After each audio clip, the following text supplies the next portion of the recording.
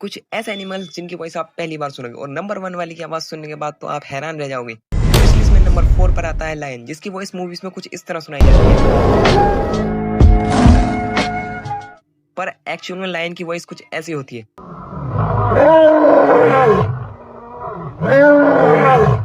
Number 3, आपने eagle की voice कुछ ऐसी सुनी होगी, लेकिन ये ईगल की एक्चुअल वॉइस नहीं है। ईगल की एक्चुअल वॉइस कुछ इस तरह है।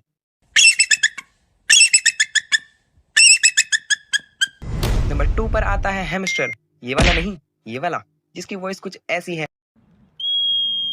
अब नंबर 1 पर बढ़ने से पहले चैनल को सब्सक्राइब और वीडियो को लाइक कर दो।